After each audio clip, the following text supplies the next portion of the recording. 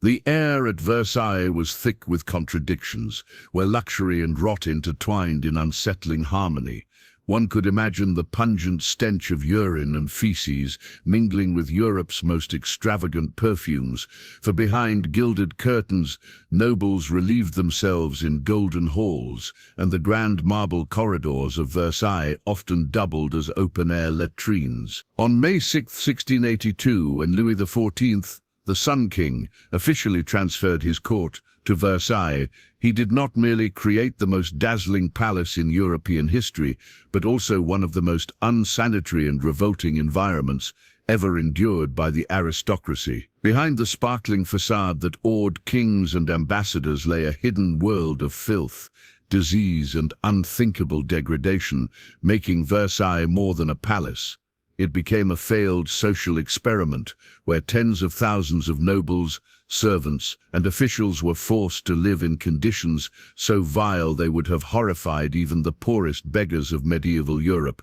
This is the story of Versailles, a palace that embodied the greatest contrast between appearance and reality in the history of European monarchies, a place where what unfolded inside its golden walls revealed how unchecked power could breed not only political monstrosities, but sanitary ones as well, transforming luxury into a mask for absolute human squalor. To understand how the most beautiful palace in the world became one of the most revolting, one must explore both sides, its breathtaking construction and the grim reality of life within those marble and gold walls. Louis XIV envisioned Versailles as the supreme showcase of French power, and in 1661, construction began under the direction of architect Hardouin Monsard.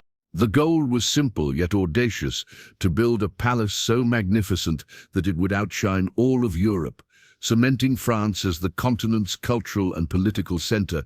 But in his quest for glory, the king overlooked one fatal detail: the consequences of concentrating the entire French aristocracy within a single confined space, and that oversight would ultimately turn his dream into a living nightmare. Construction dragged on for decades, steadily draining the royal treasury, and by 1682, when the court finally moved in, Versailles had come to house nearly 20,000 people, including nobles, guards, servants, and officials. Yet the palace had originally been designed only as a hunting lodge, never intended to sustain such overwhelming numbers. As a result, the infrastructure buckled under the strain almost immediately, and its greatest flaw soon revealed itself.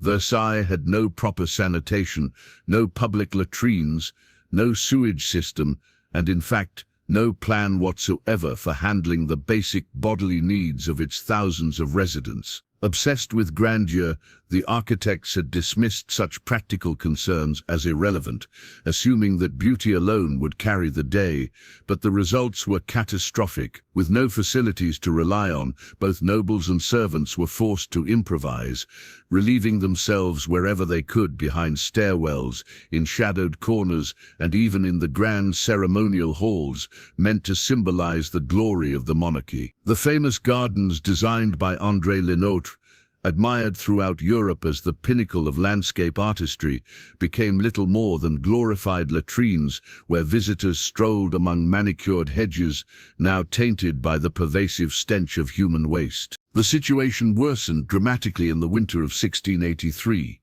the first full year of Versailles operating as the royal court, when the biting cold kept people from venturing outside to the gardens and forced everything to take place indoors.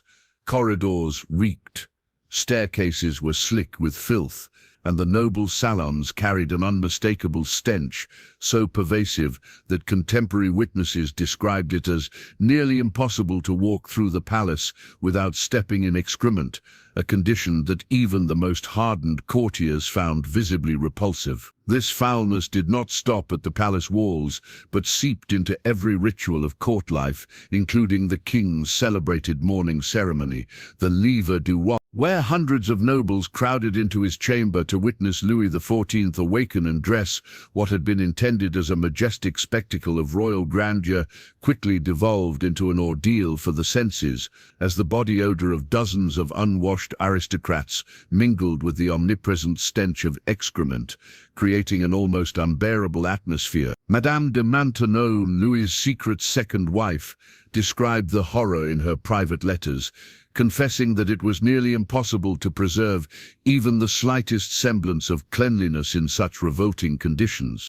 Incense burned constantly in Madame de Maintenon's chambers, yet even this could barely mask the overpowering stench of Versailles, and her clothes absorbed the odors of the palace so thoroughly that she was forced to change several times a day, not out of vanity but from sheer necessity. Banquets and celebrations, once intended to display the glory of the French crown, instead became humiliating ordeals, for with hundreds of guests crammed into the glittering halls and no toilets available, desperation often overcame dignity as diplomats and nobles discreetly slipped behind curtains or into shadowed corners during ceremonies to relieve themselves.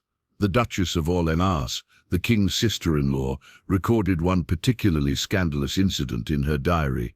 At a ball while musicians played, a high-ranking noble lost control of his bowels and soiled himself in full view of the court, and yet, astonishingly, no one reacted, the entire assembly choosing to ignore the accident, in a chilling example of how Versailles' rigid etiquette bent itself to accommodate its appalling reality. Adding to the misery was the palace's lack of heating, which made Versailles bitterly cold in winter, with water freezing in basins and even the simple act of washing rendered unbearable, while bathing was rare and toilets non-existent, causing hygiene standards to plummet to near medieval levels. By 1689, the inevitable occurred. A dysentery epidemic swept through Versailles, killing dozens and leaving hundreds gravely ill, the outbreak directly linked to the palace's revolting sanitary conditions, yet Louis XIV refused to acknowledge the core issue, and instead of addressing sanitation, he doubled down on surface solutions, employing perfumes, incense and flowers as weapons against the stench, masking the symptoms while ignoring the cause, transforming Versailles into a fragrant yet festering nightmare. For women, life at court was especially punishing, as fashion demanded dresses of towering complexity, with layers of heavy fabric and rigid corsets that made even the most natural needs nearly impossible to attend to, trapping them in garments that symbolized elegance, while compounding their daily misery. Many women at Versailles avoided urination for hours, sometimes for an entire day, which led to chronic urinary infections, while others simply gave up and soiled their clothes, relying on overwhelming layers of perfume to conceal the evidence, so that beneath the lace and jewels, court ladies endured humiliations almost impossible to fathom today.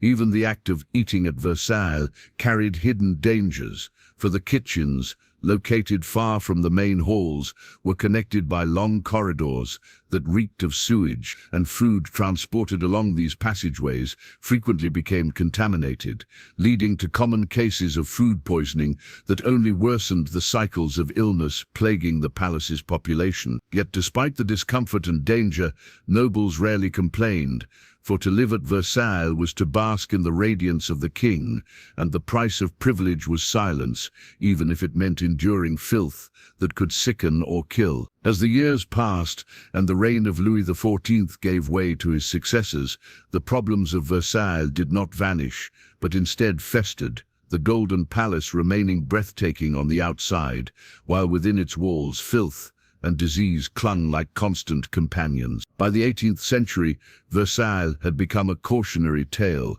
For the more magnificent it appeared, the more degrading it truly was for those forced to live there. When Louis XV ascended the throne, timid attempts were made to address the sanitary disaster, and in 1728 several private latrines were constructed, but these were reserved exclusively for the royal family, leaving the vast majority of Versailles residents, from nobles to servants, without proper facilities. This half-solution only widened the gulf between king and court, as a sanitary hierarchy emerged that mirrored the rigid social divisions of the time. While the royal family enjoyed a small measure of comfort, the rest of the palace continued in squalor. Visitors began to take notice, and what had once been whispered in private correspondence now spread openly through diplomatic channels. The English ambassador, for example, reported that Versailles, despite its dazzling architecture, was fit for habitation only by those with dead nostrils and iron stomachs. Remarks like these steadily chipped away at France's reputation as the epicenter of European refinement, and one infamous event in 1755 laid bare the grotesque reality when Madame de Pompadour, the powerful mistress of Louis XV, ascended the palace's grand staircase during a formal reception and, in full view of a delegation of foreign ambassadors, stepped directly into human excrement, her immaculate white silk shoes ruined in a moment of unforgettable humiliation. The scandal forced the court to issue a new rule forbidding light-colored shoes inside Versailles, a response that epitomized the absurdity of the palace, for instead of fixing the sanitation crisis, etiquette was merely adjusted to conceal it, an irony that reflected Versailles in its purest form. The more the palace expanded, the worse its internal conditions became, for each new wing added not only more glittering chambers, but also more residents, more waste, and more problems, while never introducing the infrastructure necessary to cope with them. By 1770, under the reign of Louis XVI, Versailles had swollen to accommodate nearly 30,000 people, the population of a small city crammed into what had originally been designed only as a royal hunting lodge, and sanitary conditions, already deplorable, reached new depths. The palace's reputation shifted dramatically, for what had once been the proud symbol of French dominance now became shorthand for aristocratic corruption and excess, and revolutionary pamphlets circulated throughout Paris, describing Versailles as a golden sewer where the nobility wallowed in filth, while the people of France starved. Hygiene was no longer a private scandal, but political dynamite, and though Marie Antoinette, the much-maligned queen, recognized the problem and attempted to address it in the 1780s by ordering private bathrooms in certain wings and imposing stricter rules for personal cleanliness, her efforts were too little and too late, and worse still, they only deepened the impression that she was hopelessly out of touch with the reality outside Versailles' gilded walls. To the French public, who endured daily hardships of poverty and hunger, the Queen's luxurious bathing chambers stood as undeniable proof of her detachment from reality. For while the country lacked bread, Versailles gleamed with gilded bathtubs. Her improvements may have made life marginally more tolerable for a handful of courtiers, but they did nothing to address the systemic degradation of the palace, and outside its walls, the anger of the people grew unchecked. By the late 1780s, France had become a tinderbox, and Versailles, once the pride of the nation, had transformed into a glaring symbol of everything wrong with the monarchy, its sanitary horrors weaponized in revolutionary propaganda, where filth became the metaphor for corruption. When the French Revolution erupted in 1789, the palace that had embodied absolute power became one of its earliest casualties, and as revolutionaries stormed Versailles, they were not only confronted with dazzling mirrors, golden halls, and extravagant art, but also with the unmistakable physical evidence of decades of neglect. Accounts describe a palace thick with the smell of waste, its marble walls impregnated with the stench of centuries,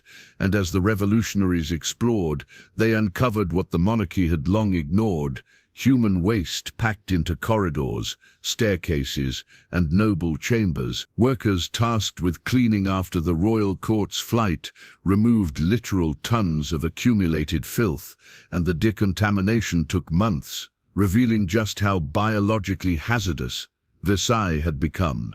It was not only a symbol of moral decay, but also a direct health risk. Modern historians view Versailles as a failed social experiment, one that revealed how concentrating immense power and thousands of people without foresight, planning, or responsibility could create conditions more primitive than those of medieval towns, which at least possessed rudimentary waste systems. Versailles, the supposed pinnacle of civilization, had none, and the grotesque contrast between its grandeur and degradation became a metaphor that outlived the monarchy itself. The inability of absolute power to provide even the most basic sanitary conditions for its elite reflected its inability to govern a nation in crisis, and so the filth of Versailles became not only physical but symbolic, proof to the revolutionaries that the nobility, adorned in perfumes and jewels yet living in their own waste, represented a regime so rotten it was beyond redemption. Thus, Versailles, once built to demonstrate glory, became remembered as the ultimate monument to decadence. And today, as tourists walk in awe through its gilded halls, they tread upon the ghost of that paradise. Today, millions of visitors marvel at the Hall of Mirrors, the grand apartments, and the sweeping gardens of Versailles, yet what they cannot smell is the palace's true past.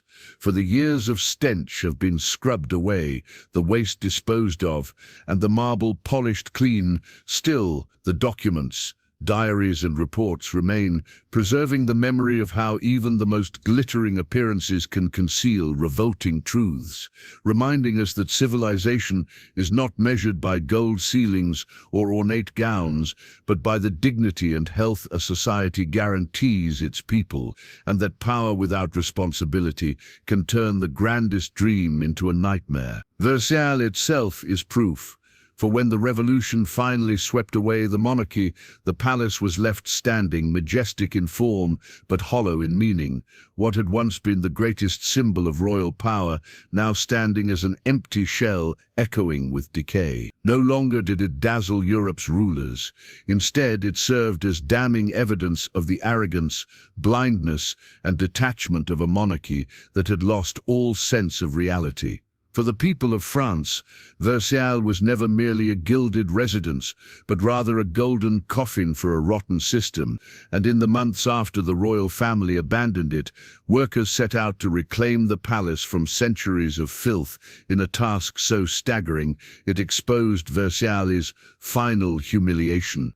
They uncovered piles of human waste, packed into stairwells, stuffed into corners, and even hidden within ceremonial chambers. What was meant to be a palace of light and beauty had become quite literally a biological hazard. The cleanup lasted for months, the stench clinging stubbornly to the marble walls, while fabrics, drapes and carpets were ruined beyond repair, and wooden floors, having absorbed waste so deeply, had to be torn out entirely. Versailles, the palace that had once defined French pride, had been reduced to little more than an enormous, rancid latrine. In the centuries that followed, however, Versailles transformed from a royal residence into a museum, and by the 19th century it was no longer a seat of power, but a monument to history, its halls restored, polished, and sanitized.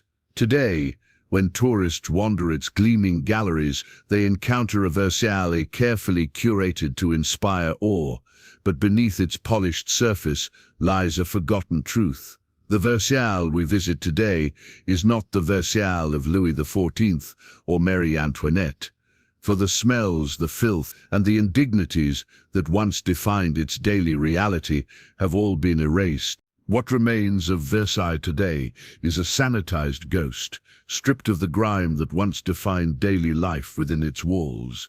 And the irony is inescapable. The palace that once stank so powerfully foreign ambassadors mocked it is now remembered as the pinnacle of elegance. Only diaries, letters and eyewitness reports remind us of the reality that Versailles was a golden facade built upon human waste. Its lesson endures, that true civilization is not measured by gilded ceilings or endless gardens, but by dignity, by the ability of a society to provide even the most basic conditions of health for its people. The Sun King envisioned Versailles as proof of France's superiority, yet in truth it revealed the weakness of absolute monarchy, for power obsessed with appearances allowed its own people, even its nobles, to wallow in filth. The lesson is clear. Unchecked power that cares only for grandeur will neglect even the most basic human needs. Versailles stands as proof of how a society can appear glorious on the outside while rotting within, and its filth became a political metaphor as potent as any revolutionary pamphlet. The revolutionaries seized on the palace's sanitary failures as evidence of corruption, pointing to nobles perfumed and bejeweled, dancing in golden halls, yet surrounded by their own excrement. For the French people, this was more than disgusting. It was symbolic of a ruling class so corrupt and incompetent it could not even care for itself, let alone govern a nation. Versailles became the story of decadence masquerading as power, luxury disguising rot, and while the palace itself transformed into a political symbol, the human suffering inside should not be forgotten, particularly that of women. Behind the towering wigs, crushing corsets, and glittering silk gowns lay lives marked by hidden torment as court ladies endured daily humiliations, urinary infections, skin diseases, and unrelenting discomfort born from impossible fashion and the utter absence of sanitation. The women of Versailles embodied the cruel paradox of the palace, admired as symbols of elegance and refinement, yet degraded in ways nearly invisible to the outside world, their struggles reminding us that luxury without dignity is not luxury at all, but oppression wrapped in gold. By the time the revolution arrived, Versailles had become more than just a palace. It was the embodiment of everything wrong with the monarchy. Its sanitary horrors mirroring political corruption, its stench symbolizing the moral decay of the aristocracy, and its golden facade reflecting only the emptiness of absolute rule. In many ways, Versailles collapsed under the weight of its own contradictions, for while it had been built to glorify power, it instead exposed its failure, and its decay helped fuel the revolution that would ultimately shatter centuries of monarchy in France. Today, as visitors wander through Versailles' restored halls, they encounter a vision of perfection, sparkling chandeliers, glittering mirrors, and endless blooming gardens. Yet what they cannot see or smell is the truth.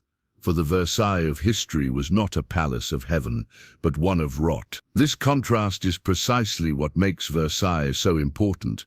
It is more than a tourist site or a monument to art. It is a permanent reminder of what happens when power obsesses over appearances while neglecting reality. True greatness in a society is not defined by how splendid its palaces are, but by whether it provides clean water, sanitation, and dignity to its people. And Versailles, with all its magnificence, failed at the most basic test of civilization. At its core, Versailles stands as a warning, a testament to how unchecked ambition, vanity, and absolute power can create monstrosities, not only political but sanitary, social, and moral. The Sun King sought immortality through architecture, and what he left behind was indeed eternal, but not in the way he imagined. The Palace of Versailles will forever stand as both a wonder and a warning, a wonder of art and design, and a warning of what happens when rulers mistake appearances for substance. Though the stench has long since been erased, the story endures, and Versailles will always carry its dual legacy of beauty and filth, power and decay, grandeur and humiliation. It reminds us that no amount of gold can ever mask the smell of neglect, and no crown can protect a ruler who ignores the dignity of his people. In all its golden and putrid contradiction, the Palace of Versailles endures as the ultimate testimony. When power lacks responsibility, even the grandest dreams will inevitably rot into nightmares.